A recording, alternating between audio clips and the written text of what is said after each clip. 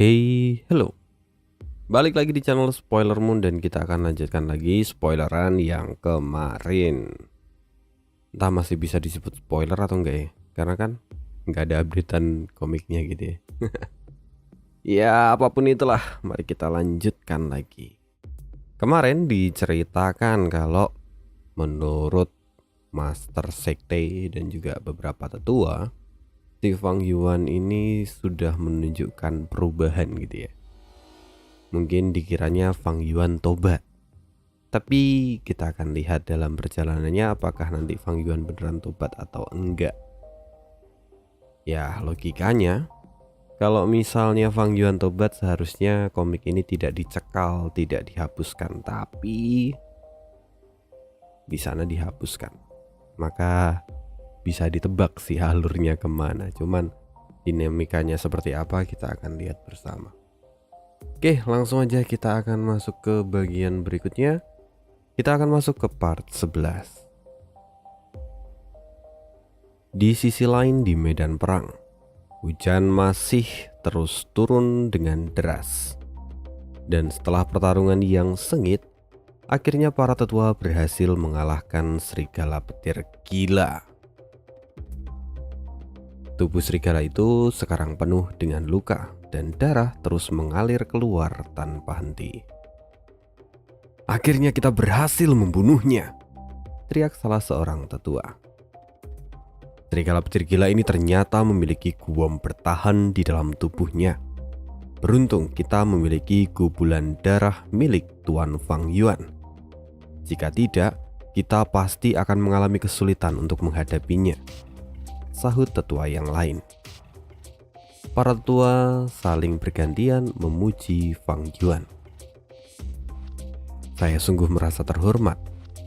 Tanpa bantuan dan perlindungan dari para tetua sekalian, saya tidak akan bisa terus menyerang serigala petir gila itu, jawab Fang Yuan dengan sopan sambil mengepalkan tangannya. Tidak, itu memanglah tugas kami. Kami sekarang sudah tua dan kami tidak begitu menyadarinya sebelum ini. Tetapi setelah bertarung bersamamu hari ini, kami merasa bahwa kami benar-benar sudah mulai menua, kata salah seorang tetua di sana. Dan tetua yang lain pun menyetujui pernyataan ini. Tetua, terima kasih atas segala pujiannya. Saya merasa terhormat akan segala sanjungan dari para tetua. Saya masih perlu banyak belajar dari para tetua untuk menjadi sehebat kalian, kata Fang Yuan sekali lagi dengan penuh rasa hormat. Dalam pertarungan sebelumnya, Fang Yuan benar-benar menunjukkan kehebatannya. Fang Yuan tahu kapan waktu dia harus menyerang dan tahu kapan dia harus mundur.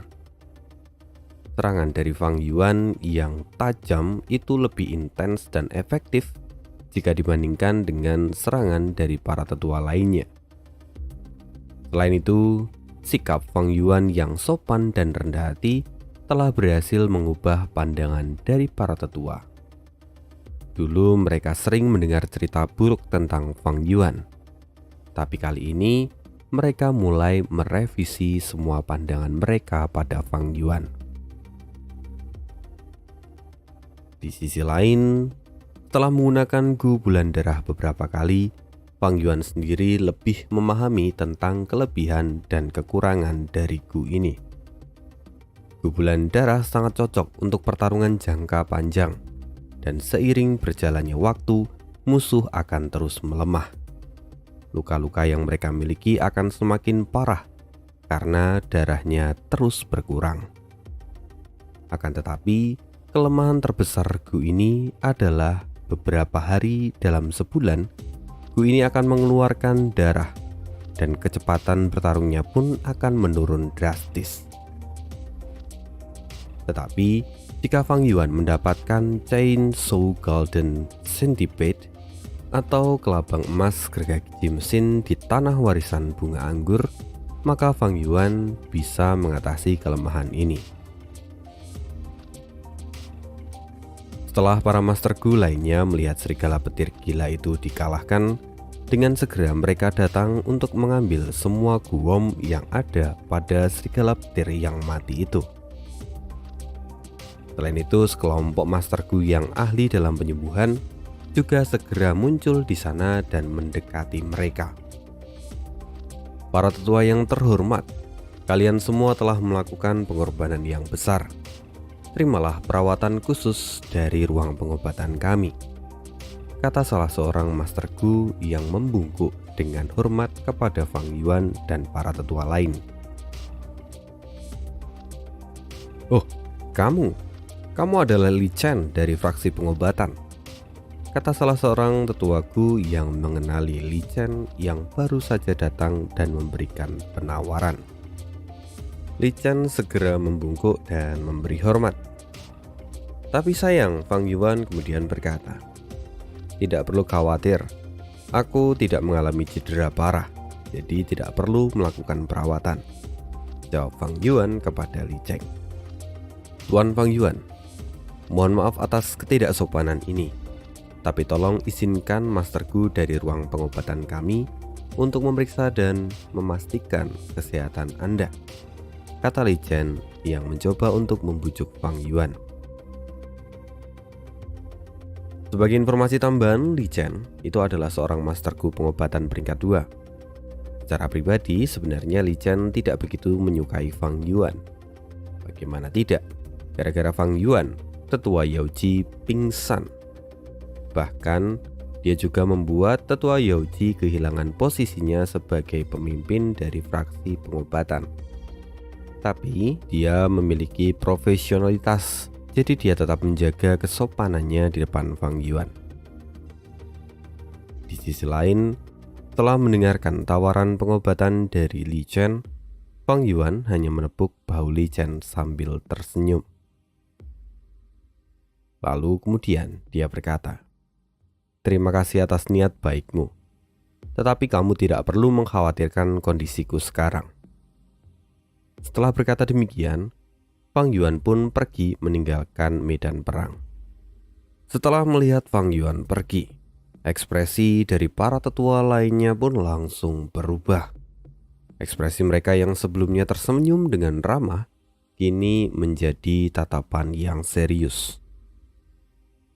Para tetua kemudian berpikir lebih dalam tentang Fang Yuan.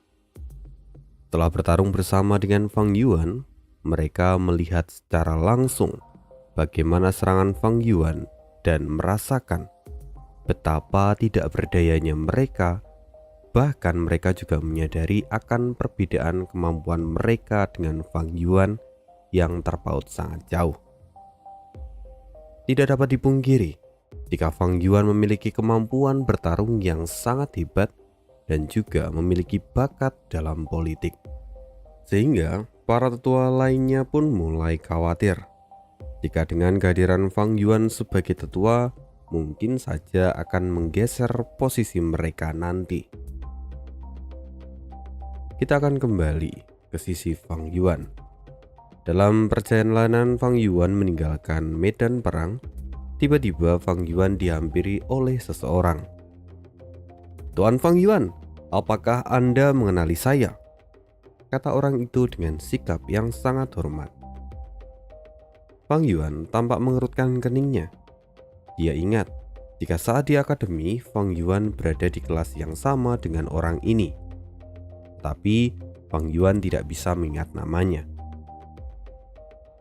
Akan tetapi Fang Yuan ingat jika setiap kali Fang Yuan memeras Primeval Stone, orang ini selalu memberikannya dengan baik, bahkan tidak melawan sama sekali. "Tuan Fang Yuan, saya adalah Gu Yue Dingzong," kata pemuda itu yang kemudian memperkenalkan diri. "Saya sungguh benar-benar bersyukur dan sangat beruntung karena pernah menjadi teman sekelas Anda. Setelah mendengar berita bahwa Anda telah menjadi tetua klan, saya dan teman-teman sekelas merasa kagum pada Anda. Apakah Anda memiliki waktu luang malam ini, Tuan? Kami ingin berdiskusi dengan Anda tentang pengalaman kultivasi Anda," kata Dingzong dengan sangat sopan. Mendengar itu, Fang Yuan pun mengangguk, lalu dia berkata, "Oh, tentu saja bisa. Tapi aku ingin mengganti pakaianku terlebih dahulu. Pakaian basah ini membuatku merasa tidak nyaman." Mendengar itu, Ding Song benar-benar bersemangat dan dia pun berkata, "Saya telah menyiapkan air hangat dan pakaian kering. Saya juga telah menyiapkan beberapa pelayan cantik yang siap untuk melayani Tuan." Mendengar itu, Fang Yuan menggelengkan kepalanya, lalu kemudian menolak tawaran itu dengan halus. "Tidak perlu. Sebelumnya, aku harus pergi ke terowongan bawah tanah terlebih dahulu. Aku masih ada urusan. Tenang saja, nanti aku akan menyusul." "Oh, baiklah, saya mengerti," kata Gu Yue Ding Song dengan ekspresi yang sedikit masam. "Kalau begitu, Tuan Fang Yuan, silahkan lanjutkan aktivitas Anda. Waktu Anda memang sangat berharga, dan menunggu Tuan adalah salah satu kehormatan bagi kami. Kami akan menunggu Tuan," kata Ding Song dengan hormat sambil mengepalkan tangan. Setelah mengatakan itu, Ding Song mundur lalu kemudian memberikan jalan untuk Fang Yuan. Fang Yuan pun kemudian berjalan menuju gua bawah tanah. Dalam perjalanan, Fang Yuan menyadari bahwa guom yang ada di ruang rahasia ini tidak terlalu banyak, sehingga Fang Yuan tidak memiliki harapan yang terlalu tinggi untuk menemukan guom yang dia inginkan. Akan tetapi, setelah melihat satu persatu guom yang ada di sana, akhirnya Fang Yuan menemukan gu yang dia cari. Gu itu adalah bunga tusita. Bunga tusita adalah gu rumput peringkat 3 yang bentuknya seperti lentera merah, dengan daun yang berwarna hijau dan berbentuk bulat. Bunga tusita memiliki fungsi yang sama dengan gu rumput tusita. Tidak hanya dapat menyimpan makanan, bunga tusita ini juga dapat menyimpan primeval stone, sehingga gu ini merupakan jenis gu penyimpanan yang sesuai dengan keinginan Fang Yuan. Tidak kusangka bahwa di desa Gu Yue masih memiliki bunga tusita. Dengan ini, aku bisa menutupi kelemahan penyimpanan yang kumiliki. Setelah mendapatkan gu yang dia inginkan, dengan segera Fang Yuan pun meninggalkan gua di bawah tanah itu dan segera pergi untuk mengganti pakaiannya, lalu menuju ke tempat pertemuan yang dikatakan Ding Song sebelumnya. Beberapa saat berlalu dan Fang Yuan pun akhirnya sampai. "Ketua Fang Yuan, Anda benar-benar sudah datang. Ini adalah suatu kehormatan bagi kami karena Anda mau meluangkan waktu untuk kami," kata Ding Song yang menyambut kedatangan Fang Yuan. Fang Yuan membalas kesopanan dari Ding Song. Lalu kemudian mereka pun masuk ke dalam ruangan. Di dalam ruangan itu, Fang Yuan bisa melihat semua teman sekelasnya saat di akademi. Fang Yuan mengenali wajah-wajah mereka, dan mereka semua adalah orang-orang yang pernah Fang Yuan peras untuk mendapatkan primeval stone. "Mari kita hidangkan makanan dan minuman terbaik kita malam ini," kata Ding Song kepada para pelayan. Setelah itu, berbagai hidangan yang lezat dan anggur terbaik disajikan di atas meja. Melihat itu, Fang Yuan berpikir jika keluarga Ding Song pastilah keluarga yang kaya raya, karena mereka dapat menyajikan hidangan yang mewah seperti ini meskipun keadaan desa saat ini sedang dalam krisis karena serangan serigala petir. Waktu pun berlalu dan semua orang yang hadir menikmati hidangan. Tiba-tiba Fang Yuan berdiri, dia memegang cangkir dan tersenyum, lalu dia berkata kepada semua orang, "Saudara-saudariku sekalian, di masa lalu aku belumlah dewasa dan melakukan banyak tindakan kejam kepada kalian semua. Aku harap kalian semua dapat memaafkanku dan tidak mengingat lagi apa yang terjadi di masa lalu." Mendengar itu, semua orang langsung memahami yang dimaksud oleh Fang Yuan. Lalu kemudian secara bergantian mereka berkata, "Tentu saja tidak masalah, Tetua Fang. Sekarang Tetua Fang Yuan memiliki kepribadian yang baik dan Anda adalah seorang pahlawan sejati. Bahkan saya merasa terhormat karena Primeval Stone milik saya pernah diperas oleh Tuan Fang Yuan. Secara tidak langsung, saya ikut berkontribusi dalam hal ini." Itu benar. Tuan Fang Yuan tidak perlu membicarakan masa lalu. Saat ini Tuan Fang Yuan adalah sosok pahlawan desa dan akan selalu ada di dalam ingatan kami. Mendengar semua jawaban itu, Fang Yuan pun tersenyum, lalu kemudian meminum anggur pada cangkir yang ia pegang. Saat itu pula terdengar suara dari semua orang yang bersorak-sorai dan bertepuk tangan. Setelah Fang Yuan menghabiskan anggur itu, Fang Yuan duduk kembali dan diikuti oleh para Master Gu lainnya. Sebenarnya saat ini tidak semua teman kelas Fang Yuan datang. Mo Bei, Ji Cheng, dan para Master Gu lain yang memiliki latar belakang yang kuat tidak hadir dalam pertemuan ini. Lalu setelah beberapa saat, Fang Yuan kembali bicara. "Sudah waktunya aku harus pergi. Ini adalah pertemuan yang terorganisir dengan sangat baik. Aku benar-benar merasa tersanjung," kata Fang Yuan. Tetapi sebelum Fang Yuan pergi, Ding Song tiba-tiba menghampirinya dan mengeluarkan sebuah kantong. Kantong yang dipenuhi dengan Primeval Stone. "Berkat kebijaksanaan Tuan Fang Yuan, pada pertemuan malam ini saya merasa mendapatkan sebuah pencerahan. Ini adalah hadiah kecil dari saya. Saya harap Tuan Fang dapat menerima tanda kasih dari saya ini," kata Ding Song. Melihat Ding Song yang mendesak Fang Yuan untuk menerima pemberiannya itu, Fang Yuan tersenyum kemudian mengambilnya. Tak lama kemudian para Master Gu lainnya pun mulai mendekati Fang Yuan dan melakukan hal yang sama.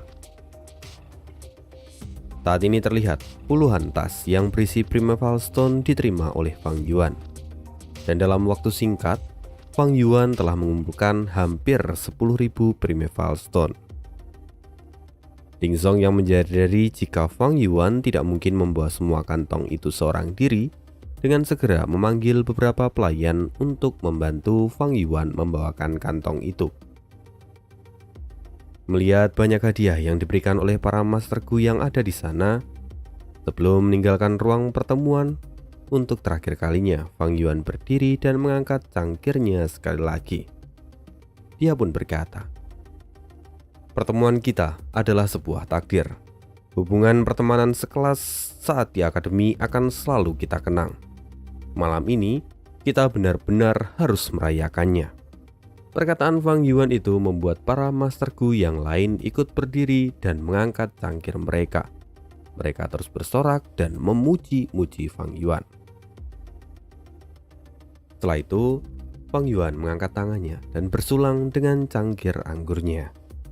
Sambil minum anggur miliknya, Fang Yuan berpikir tentang situasi dari pertemuan malam ini.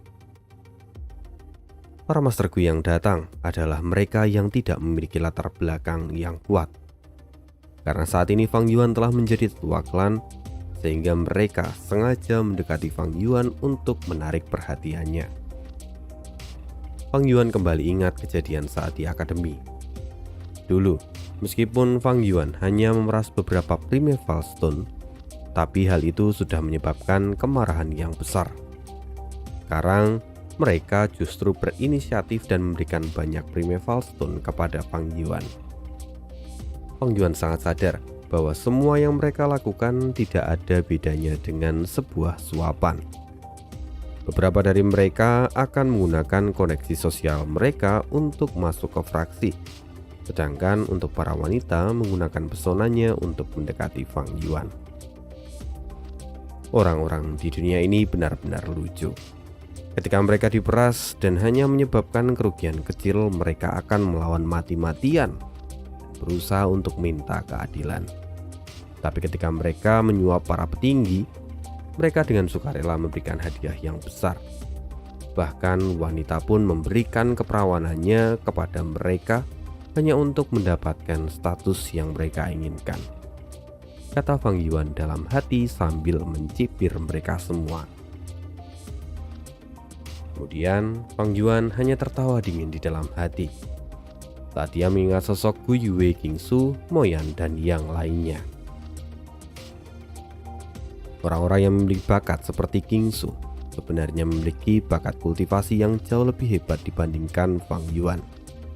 Akan tetapi, Qingsu rupanya tidak memiliki cukup waktu untuk berkultivasi. Qingsu telah menghabiskan waktunya karena dia selalu diberikan tugas dan tanggung jawab sehari-hari, serta selalu menjalankan misi yang diberikan oleh para tetua. Semua hal ini dibuat seolah-olah Qingsu mendapatkan perhatian yang lebih dari para tetua. Akan tetapi yang sebenarnya, para tetua hanya tidak ingin Qingsu memiliki potensi yang luar biasa dan naik peringkat dengan sangat cepat. Ya, tujuannya hanya untuk memperlambat Qingsu dalam hal kultivasi. Jika Qingsu memiliki banyak waktu untuk berkultivasi, tentunya dia dapat mencapai peringkat 3. Dan dengan kekuatan Gu Pesona Kayu miliknya, mungkin saja Qingsu akan menang melawan Baining. Akan tetapi para tetua justru tidak ingin orang berbakat seperti Qingsu naik ke peringkat 3 dengan cepat. Hal ini dikarenakan jika mereka memiliki status yang setara sebagai tetua klan, maka para tetua lainnya tidak akan dapat memanfaatkan Qingsu seperti sebelumnya.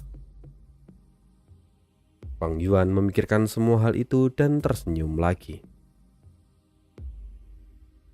Semua ini adalah kenyataan dari sebuah sistem kekuasaan.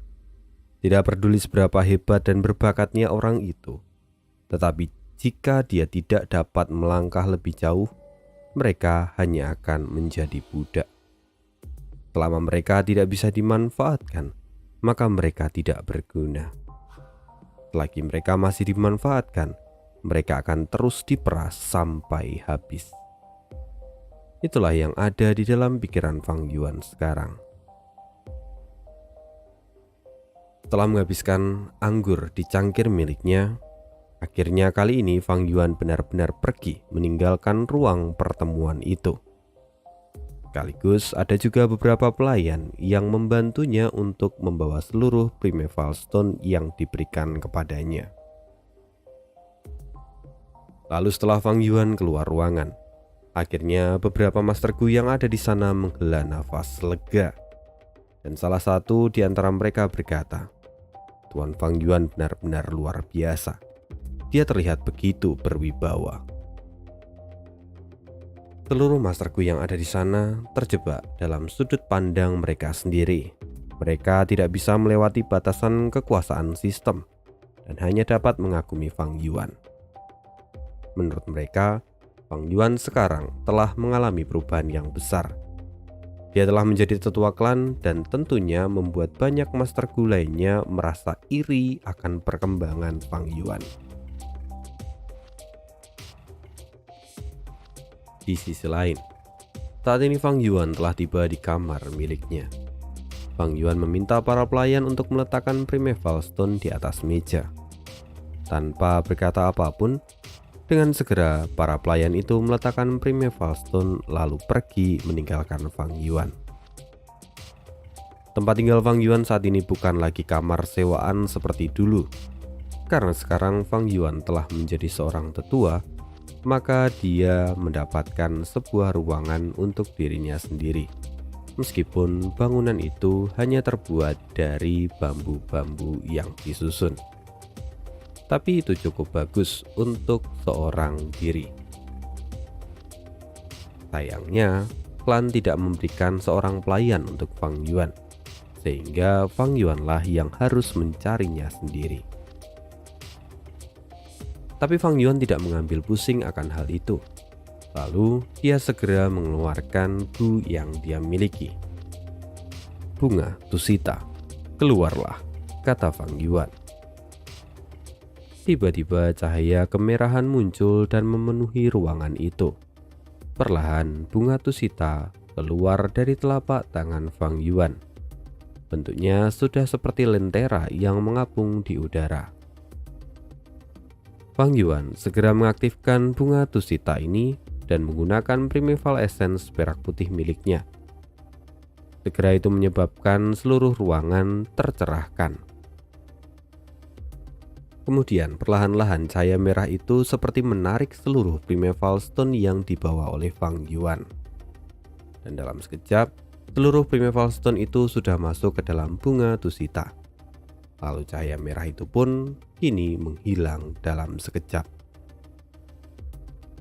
Setelah itu Fang Yuan kembali membuka mulutnya dan memasukkan kembali bunga tusita dan berubah menjadi sebuah tato lentera bunga pada lidahnya. Bunga tusita memang yang terbaik. Ia dapat menyimpan primeval stone dan juga barang-barang yang lain. Untunglah aku menemukan bunga ini di dalam keputusasaanku.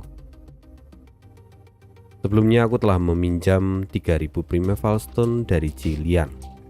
Dan dengan hadiah primeval stone yang aku dapatkan hari ini, maka untuk sementara waktu aku tidak perlu khawatir tentang kebutuhan primeval stone. Dalam 6 kategori gu, saat ini aku telah memiliki gu bulan darah dan gu kanopi langit untuk serangan dan juga pertahanan, gu sayap petir untuk pergerakan, gu bunga tusita untuk penyimpanan, dan telinga rumput komunikasi tanah untuk pengintaian. Satu-satunya yang tidak aku miliki saat ini adalah gu wom untuk penyembuhan, pikir Fang Yuan. Sebelumnya Fang Yuan memiliki rumput vitalitas 9 daun, tapi karena kemampuan penyembuhannya juga tidak memuaskan, sehingga Fang Yuan memberikannya kepada Jisong sesuai dengan permintaan Jisong. Tapi itu bukanlah kerugian, karena dari situ Fang Yuan kemudian mendapatkan bunga tusita. Sekarang aku membutuhkan guwom penyembuh peringkat 3. Sebenarnya ada 3 guwom yang dapat kupilih. Yang pertama adalah gu vitalitas tak berujung. Gu ini dapat memulihkan sebagian primeval essence dan tentu sangat cocok untuk orang yang memiliki bakat kelas rendah sepertiku. Pilihan yang kedua adalah Anying Grass atau rumput abadi. Gu ini dapat menyelamatkanku ketika hidupku ada di ujung tanduk saat momen-momen kritis. Dan pilihan yang ketiga adalah gu kemandirian. Jika dibandingkan dengan 2 pilihan sebelumnya, gu kemandirian ini jauh lebih efektif karena gu ini bergantung pada kekuatan master gu yang menggunakannya. Semakin kuat master gu itu, maka semakin cepat pula pemulihan dari cedera yang dialami. Tapi bagaimana caraku untuk mendapatkan ketiga gu wom ini? Sebelumnya Fang Yuan telah memeriksa seluruh gua bawah tanah, tetapi tidak dapat menemukan gu wom penyembuh yang Fang Yuan inginkan. Bahkan di papan sumber daya juga tidak dapat menampilkan gu wom yang berharga. Satu-satunya harapan saat ini yaitu kemungkinan gu wom yang dimiliki oleh biksu anggur bunga, warisan yang harus dia ambil. Akan tetapi peluang itu pun sangat kecil, bahkan dapat dikatakan jika Fang Yuan hampir tidak memiliki harapan untuk mendapatkan gu wom penyembuh yang dia inginkan. Setelah memikirkan banyak hal, akhirnya Fang Yuan pun memutuskan untuk tetap menjelajahi tanah warisan itu. Setidaknya, di sana Fang Yuan harus mendapatkan kelabang emas gergaji mesin agar dia dapat mengatasi kelemahan dari gu bulan darah miliknya. Beberapa waktu berlalu. Meskipun Fang Yuan telah merencanakan untuk pergi menyelidiki tanah warisan bunga anggur, tetapi Fang Yuan tidak memiliki waktu luang untuk pergi ke sana. Sekarang sudah lebih dari 10 hari sejak waktu itu. Dengan statusnya sebagai tetua klan, banyak yang memantau gerak-gerik dari Fang Yuan. Selain itu, serangan dari gelombang serigala petir juga membuat Fang Yuan sibuk dalam pertempuran di medan perang. Sekarang ini adalah malam akhir di musim panas. Hujan baru saja berhenti dan membuat suasana musim gugur yang sangat khas. Saat ini Fang Yuan berdiri di lereng gunung dan memperhatikan lingkungan sekitar. Samar-samar Fang Yuan dapat mendengarkan suara auman serigala serta suara jangkrik. Malam ini desa Guyue terlihat terang karena banyak lampu yang menyala dan juga disinari oleh sinar cahaya bulan. Dinding perlindungan desa yang rusak telah berulang kali diperbaiki. Tapi sampai saat ini, penduduk desa tidak merasakan perdamaian ataupun ketenangan karena ancaman dari gelombang serigala petir selalu menghantui mereka. Melihat kondisi di sekelilingnya, membuat Fang Yuan berpikir akan peristiwa yang sudah terjadi. Sepertinya sudah banyak hal berubah sejak aku dilahirkan kembali. Dalam ingatanku sebelumnya, serigala petir mahkota seharusnya datang sejak 3 hari yang lalu. Tapi sampai sekarang, serigala itu tidak terlihat dimanapun, gumam Fang Yuan. Setelah itu Fang Yuan mengalihkan perhatiannya. Fang Yuan menyadari jika waktu kosong seperti malam ini sangatlah sulit untuk ia dapatkan, sehingga ia harus memanfaatkan waktu malam ini dengan sebaik-baiknya. Beberapa saat kemudian, dengan segera Fang Yuan pun memasuki gua rahasia itu. Pintu masuk ke dalam gua masih tertutup dan tidak ada tanda-tanda jika tempat ini pernah didatangi seseorang. Fang Yuan merasa lega. Berkat adanya gelombang serigala petir, itu membuat seluruh masterku menjadi lebih fokus pada serangan mereka, sehingga masterku lainnya tidak memiliki waktu untuk menjelajah ataupun menemukan tempat ini. Dengan segera Fang Yuan melanjutkan perjalanannya dan menelusuri terowongan itu untuk menuju ke ruang rahasia kedua. Setelah mendorong pintu batu yang menghalanginya, akhirnya Fang Yuan pun memasuki ruang rahasia kedua yang bernama hutan batu. Setelah sampai di hutan batu, jalan yang ingin dilewati Fang Yuan telah dipenuhi oleh kera batu bermata giok. Meskipun serangan gubulan darah yang Fang Yuan miliki saat ini bukanlah guam terkuat peringkat 3, tetapi serangannya masih jauh lebih kuat dibandingkan dengan gu cahaya bulan. Sehingga saat ini Fang Yuan tidak takut untuk menghabisi semua kera batu bermata giok itu seorang diri. Waktu berlalu dan Fang Yuan telah menghabiskan 6 jam mengalahkan kera batu bermata giok itu. Setelah pertarungan yang cukup sengit, akhirnya Fang Yuan pun berhasil membuka jalan dan segera dia melanjutkan perjalanannya. Sekarang dia telah sampai di pusat hutan batu dan dengan segera Fang Yuan menuruni tangga untuk masuk ke ruang rahasia ketiga. Di depan pintu ruang batu rahasia terdapat tulisan yang berbunyi, "Gua Kelabang Emas berbahaya. Komunikasi tanah adalah cara untuk menghindari bencana." Saat terakhir kali masuk ke gua ini, Fang Yuan hanya sampai di depan pintu ini. Tetapi sekarang dia yakin bahwa dia akan melangkahkan kakinya masuk ke ruang yang ketiga. Fang Yuan membawa obor untuk menerangi jalannya. Gua Kelabang ini sangatlah luas dan terdapat banyak jalan-jalan sempit yang arahnya tidak bisa terduga. Fang Yuan terus berjalan menyusuri gua itu. Awalnya Fang Yuan hanya mendengar suara langkah kakinya sendiri. Tetapi seiring berjalannya waktu, Fang Yuan mulai mendengar suara lainnya yang datang dari segala arah. Tak lama kemudian Fang Yuan melihat segerombolan kelabang datang mendekatinya. Meskipun kelabang itu tidak menyerang Fang Yuan, tetapi Fang Yuan menyadari jika semakin lama jumlah dari para kelabang itu bertambah semakin banyak. Dan tentu saja mereka semua bisa menyerang Fang Yuan kapan saja.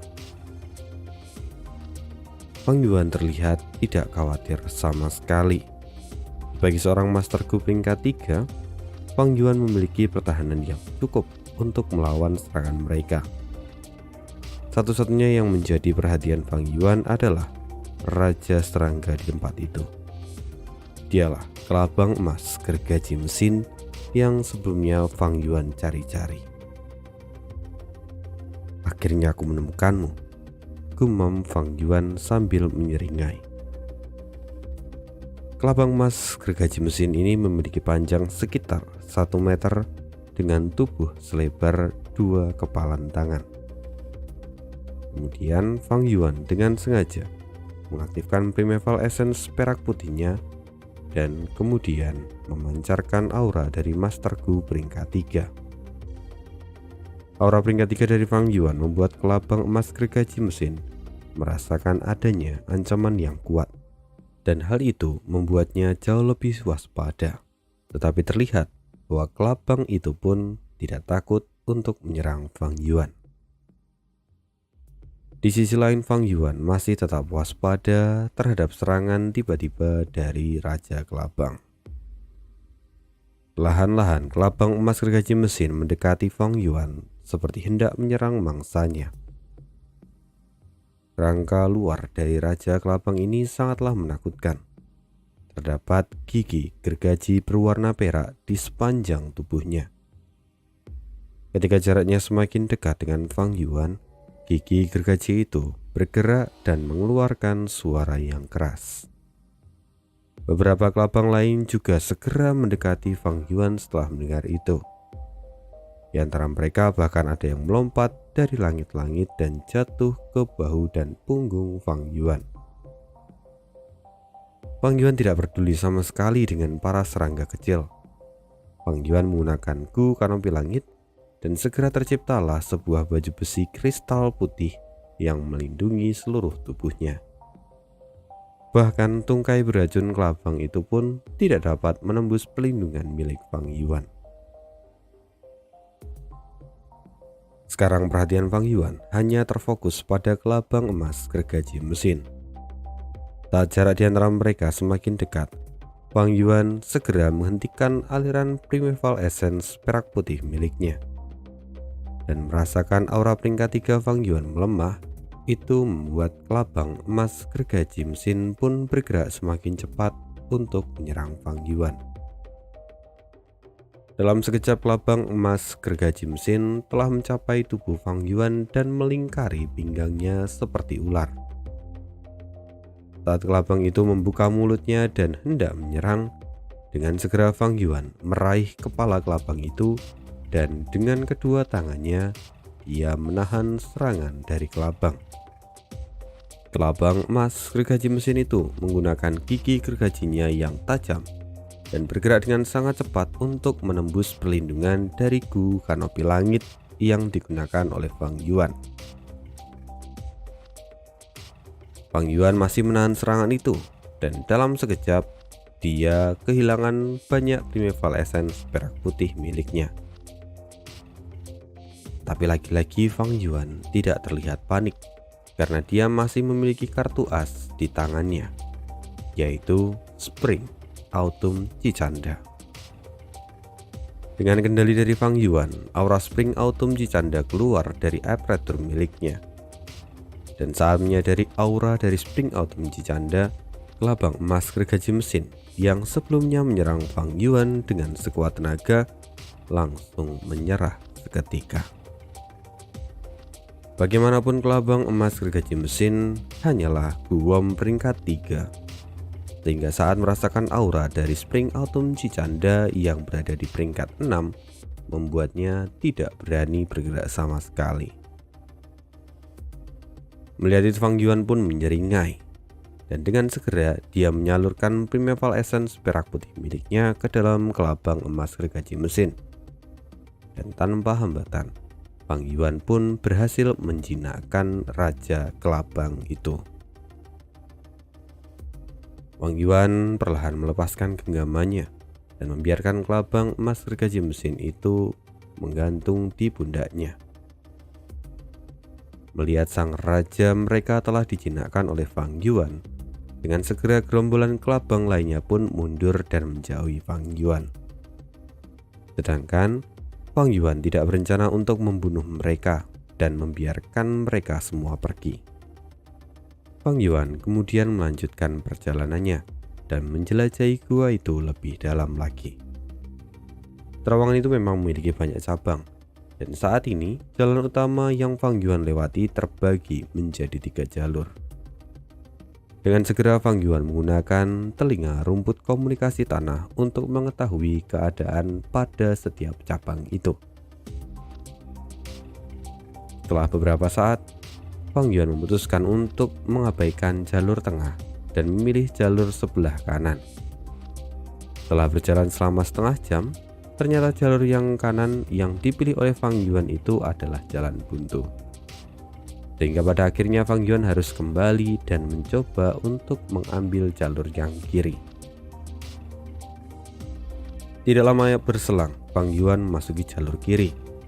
Fang Yuan melihat sebuah gua dan menemukan beberapa petunjuk di sana.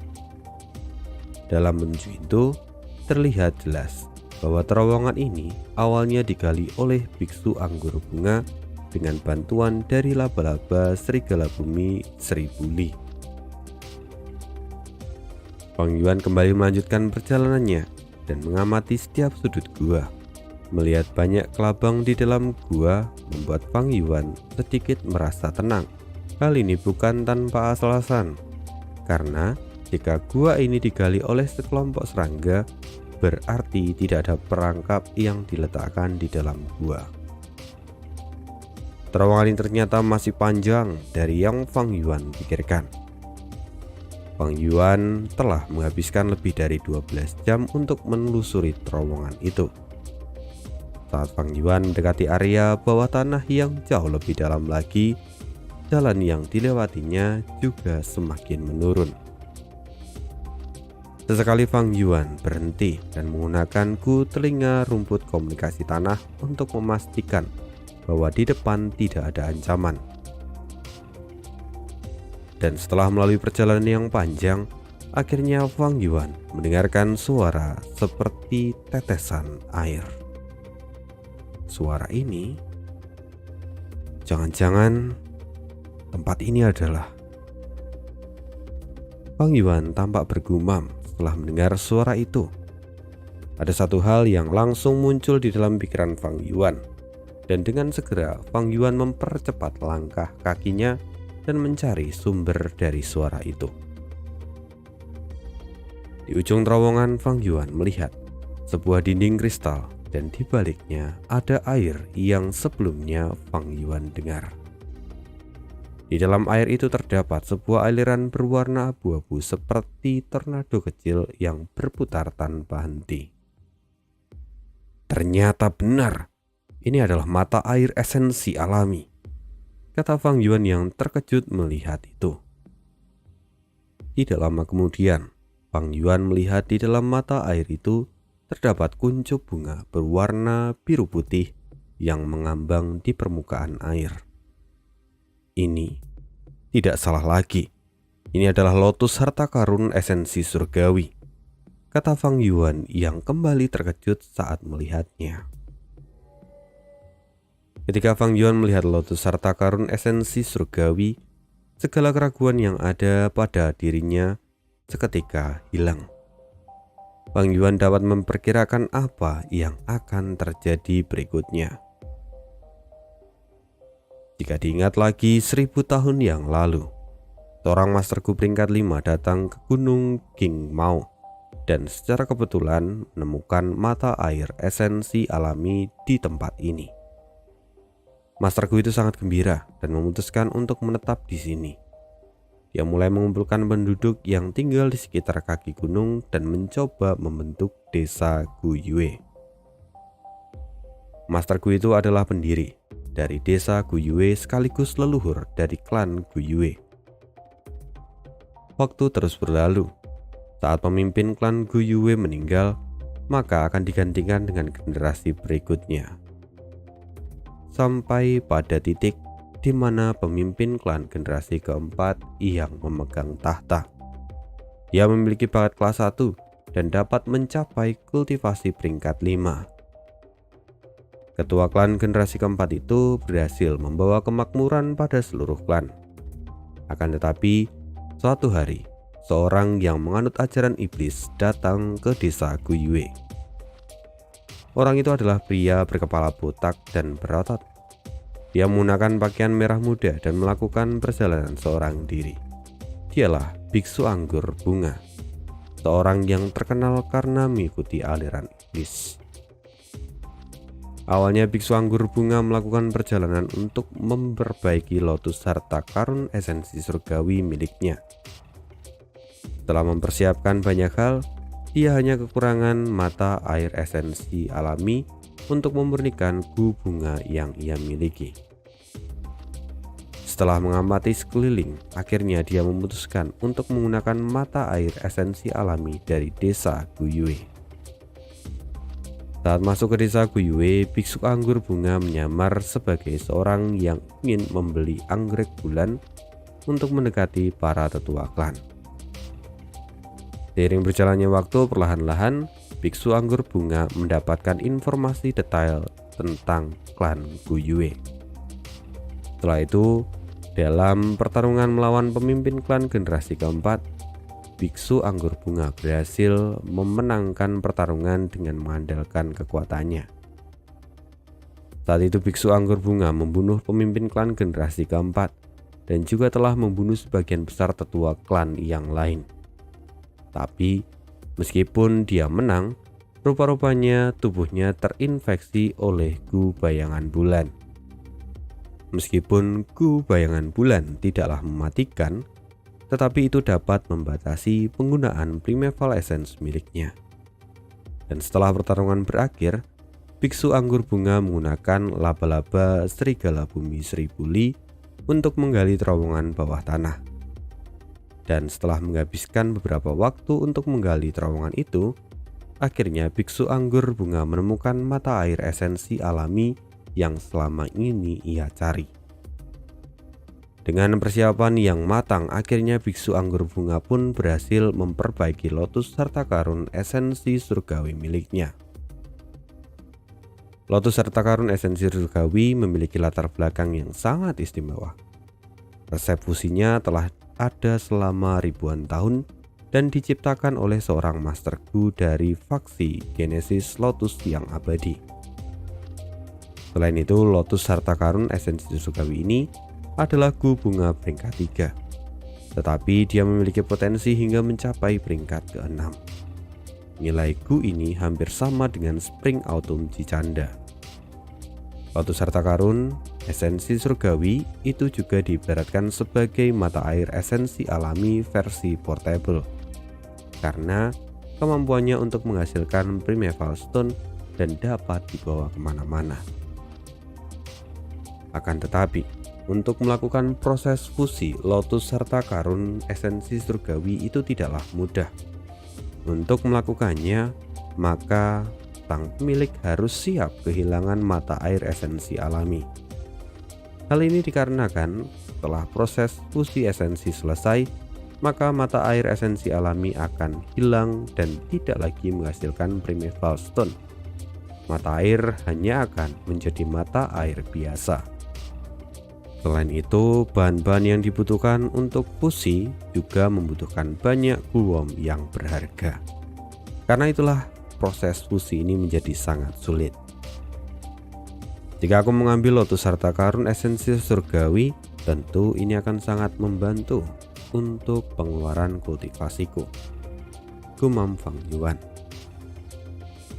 Dengan adanya lotus harta karun esensi surgawi, Fang Yuan juga dapat mengurangi jumlah primeval stone yang ia bawa, dan bunga tusita juga dapat digunakan lebih optimal untuk penyimpanannya.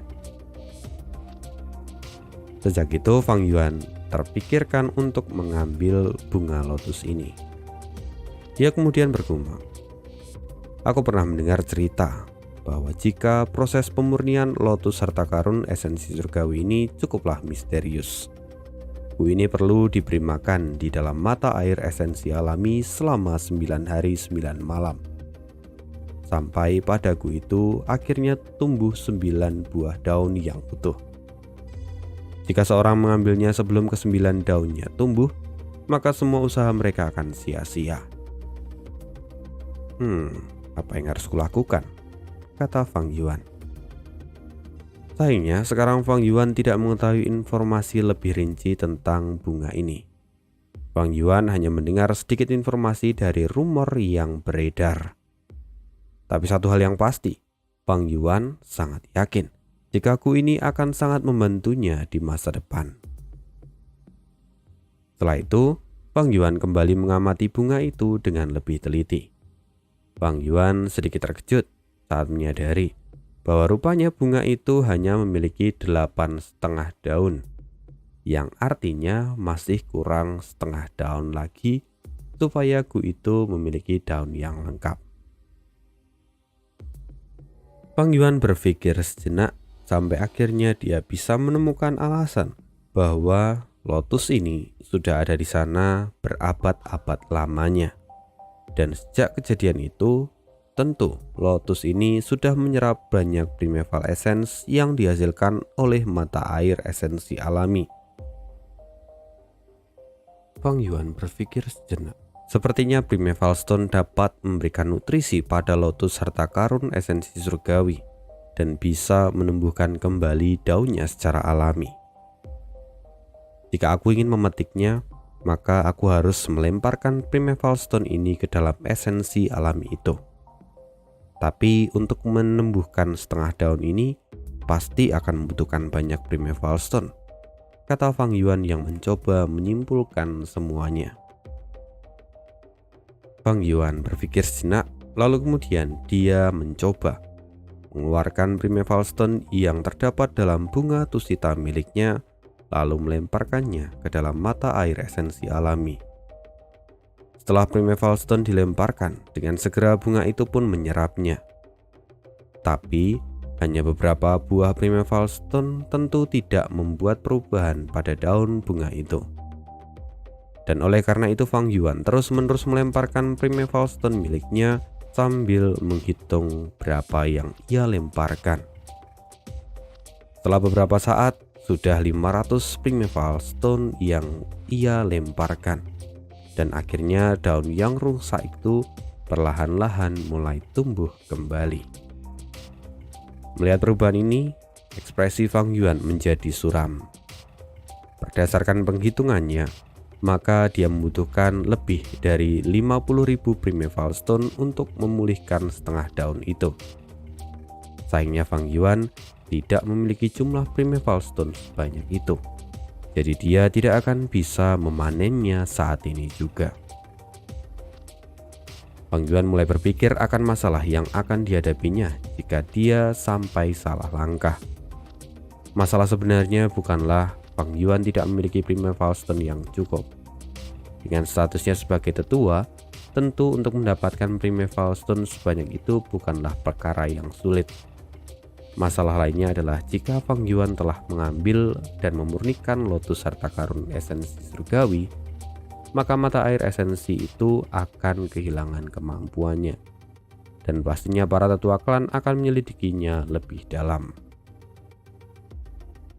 Jika warisan biksu anggur bunga ini terungkap, maka Fang Yuan pasti akan dicurigai. Hal ini karena sekarang para tetua klan sudah curiga atas peningkatan kultivasi Fang Yuan yang begitu cepat. Bahkan jika Fang Yuan diam-diam melarikan diri dan meninggalkan desa, dia pasti akan selalu dikejar dan masuk ke dalam daftar pencarian orang di seluruh klan Guyue. Fang Yuan berpikir dan mempertimbangkan segala kemungkinan yang mungkin terjadi. Akhirnya Fang Yuan memutuskan jika dia harus menunggu kesempatan terbaik untuk mengambil lotus harta karun esensi surgawi ini. Setelah mengambil keputusan, Fang Yuan juga menyadari dalam prosesnya bahwa sepertinya apa yang ia temukan kali ini juga adalah bagian dari rencana biksu anggur bunga, yang mana tentu saja biksu anggur bunga ingin membalaskan dendamnya kepada klan Guyue. Jika suatu saat lotus harta karun esensi surgawi itu diambil, baik itu berhasil ataupun tidak, mata air esensi alami tentu akan kehilangan kemampuannya. Tanpa mata air esensi alami, maka klan Guyue tidak lagi memiliki sumber daya primeval stone dan pada akhirnya kehancuran dari klan Guiyue hanya tinggal menunggu waktu. Pada akhirnya Fang Yuan pun memutuskan untuk keluar dari gua itu dan menunggu waktu yang tepat untuk mengambil apa yang harus diambil. Sekarang Fang Yuan keluar dari gua dan matahari pagi pun akhirnya terbit. Sekali lagi Fang Yuan melihat ke arah desa dan rupanya di sana gerombolan serigala petir yang tak terhitung jumlahnya mulai bergerak mendekati desa. Di tengah semua itu, Fang Yuan dikejutkan oleh serigala petir yang ukurannya sangat besar dan berada di bagian belakang gerombolan serigala petir itu. Wajahnya berubah dan tak salah lagi, serigala itu adalah raja dari segala raja, serigala petir mahkota. Hari ini adalah hari terakhir, hari di mana serigala petir mahkota menyerang desa Guiyue. Tentu ini akan menjadi hari yang berat untuk desa Guiyue. Apakah mereka akan bisa bertahan atau tidak? Kita akan lihat bersama di next video. Thank you dan see you again. Bye.